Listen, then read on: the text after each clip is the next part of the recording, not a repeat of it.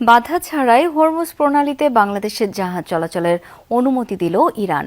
এমন ঘোষণা দিয়েছেন দেশটির পররাষ্ট্রমন্ত্রী আব্বাস আরাকচি। বাংলাদেশ ছাড়াও চীন, রাশিয়া, ভারত, পাকিস্তান ও ইরাক এই সুযোগ পাবে। ইরানি পররাষ্ট্রমন্ত্রী বলেন, শুধুমাত্র বন্ধু প্রতিম দেশগুলোকে এই সুযোগ দেওয়া হচ্ছে। এদিকে হরমুজ নিয়ে ইরানের আচরণকে অর্থনৈতিক সন্ত্রাসবাদ বলে মন্তব্য করেছে আরব আমিরাত ভিত্তিক জ্বালানি প্রতিষ্ঠান অ্যাডনক। True 700 ppm আকিশ বসে গ্লাস কেনার আগে দেখে নিলেই জিতবেন। ইরানের ওপর ইসরায়েল যুক্তরাষ্ট্রের হামলার পর থেকেই আলোচনার তুঙ্গে হরমুজ প্রণালী। বিশ্বের মোট জ্বালানি তেলের 20% পরিবহন হয় কৌশলগত গুরুত্বপূর্ণ এই সামুদ্রিক পথ দিয়ে।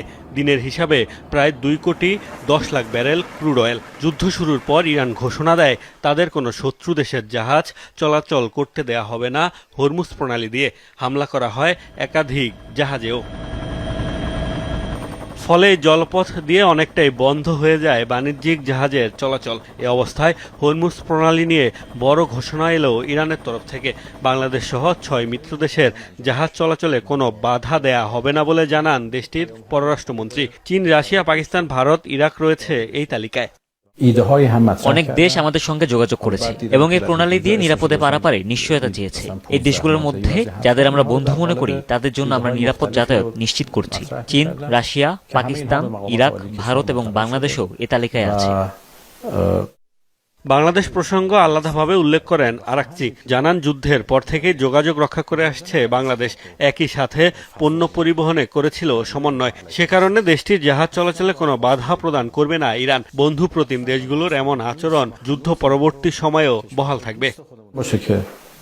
এই দেশগুলো আমাদের সঙ্গে কথা বলেছে এবং নানা বিষয় সমন্বয় করেছে। ভবিষ্যতে এমনকি যুদ্ধ শেষ হওয়ার পরও এই প্রক্রিয়া অব্যাহত থাকবে।